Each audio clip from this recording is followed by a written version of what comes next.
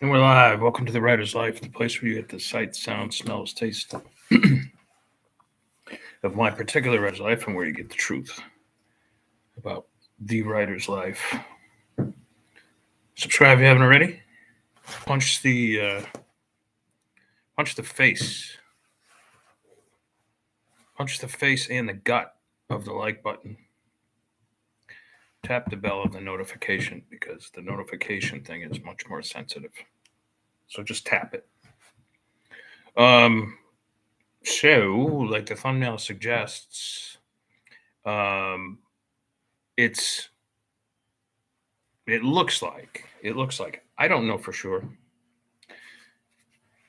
and I don't want to be that guy that seems like he's spreading rumors because I did like an informal survey with some people in the know regarding the Kindle Vella thing, which some of you are immediately going to turn this off now because you're like, I never read any Kindle Vellas and I'm not gonna, and that's gonna be it.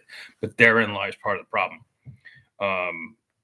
Nobody's reading anything off of it, and the bonuses, like I was making thousands of dollars like a month off their bonuses, and like now it's like low hundreds, if I'm lucky, and that's what putting a lot of effort into it.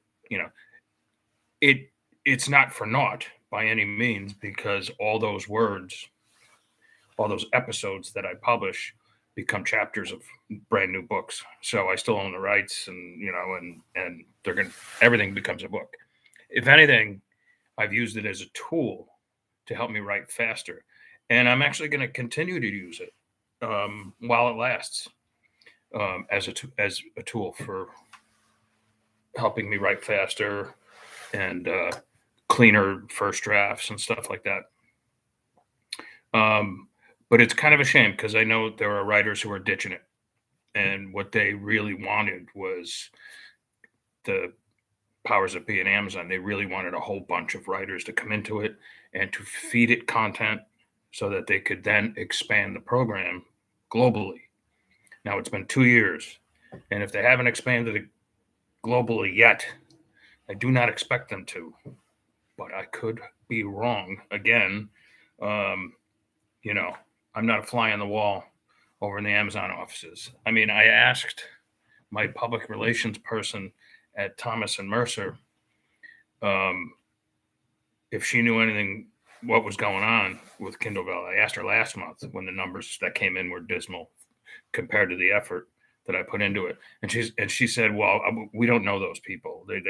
And I'm like, come on, they're like 3 cubicles down, probably, or they're at least in the same building, or probably the same floor, because it's like Thomas and Mercer, and then another imprint right there, and whatever.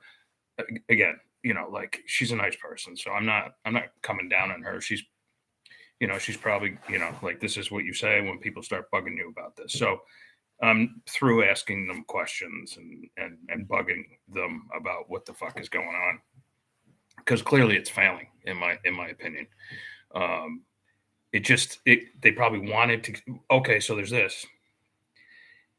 It's generally agreed upon that the person who actually started this program, much to the dismay of everybody else at Amazon, at least those who have to do with writing, or I mean with books, they didn't want it, but she managed to get it through.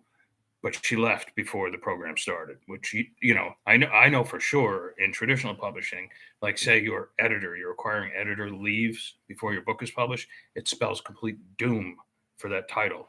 That's something I've done videos on before.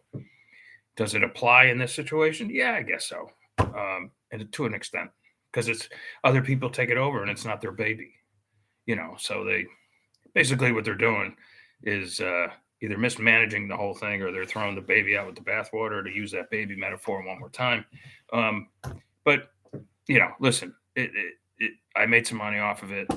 I never, anytime the money is that easy. Well, I shouldn't say it's that easy because I took a lot of words, a lot of hours, and all that sort of stuff. But kind of like when we had the Audible promo codes, I'm like, this can't last. That they paid you for, I'm like, this can't last. It's just too easy. So I'm gonna kind of switch up my strategy a little bit. You need to be able to adjust, and once more concentrate on putting out as many pulp fiction books as I can. And either way, I was doing that anyway. But I'm not going to worry so much about feeding the beast of Kindle Vella every day like I was. Even though I probably will still give it a brand new episode or two every day anyway, because I'm writing new words every day anyway. So why the hell not? Who knows? Maybe next month I might be pleasantly surprised and have a much better bonus. Or, for all we know, the powers that be at Amazon could say like, "Oh, listen, we can't let this ship sink yet. Let's get back to business and start paying the writers bigger bonuses and getting more content, and let's get this thing going. Let's reboot it." That could absolutely happen. It's all business. And that could absolutely happen. And I hope that happens, because it's to me it's fun, like serialized fiction. I mean, you're reading chapters, but anyway, the way I do it is I tell people, because it's the truth, I tell potential readers that what they're reading now is going to be different from what they're going to read in book form. So therefore, they might want to read that. I say what you're reading now is like raw and uncut, and what you're going to read later on down the road in book form will be a little bit different. It'll be more polished and whatever. And some people really dig that. So that's how I go about it anyway.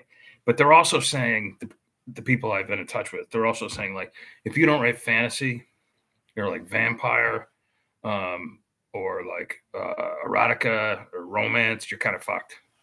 Like, but that might be true, but I was always depending on getting paid for new content, no matter what kind of content it was. I have a nonfiction Vella that's running continuously, and I'm about to make books from it. And I have 40 like fiction, action, event, for everything from action adventure to mystery to psychological suspense, to even occult and stuff like that. So who knows? It's all up in the air. But like, right now, the big bucks are not to be had.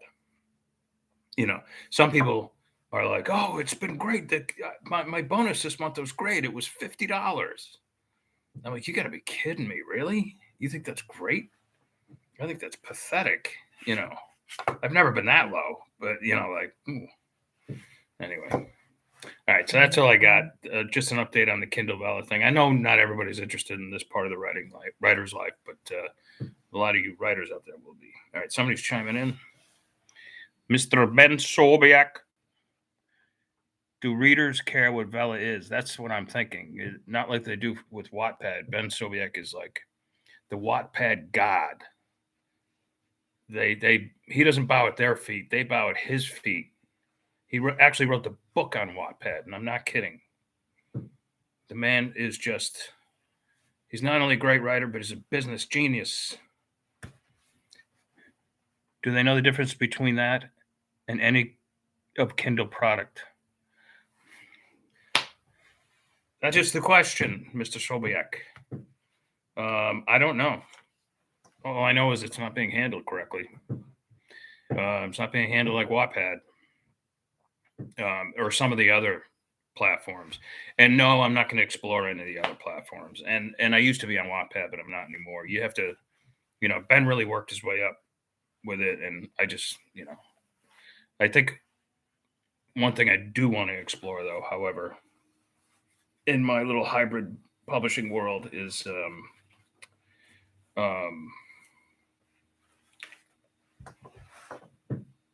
selling off my website. I haven't really done it yet. It's set up to do so. There's like a paywall, but I haven't really advertised it, and I haven't really,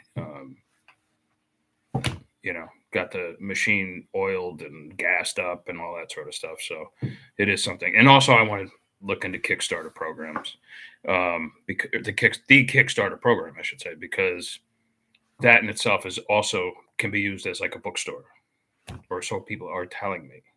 The only problem with Kickstarter, it takes a long time to put a Kickstarter program together, from what I understand. Although I am actually almost finished with one, so I'll launch that and see how that goes.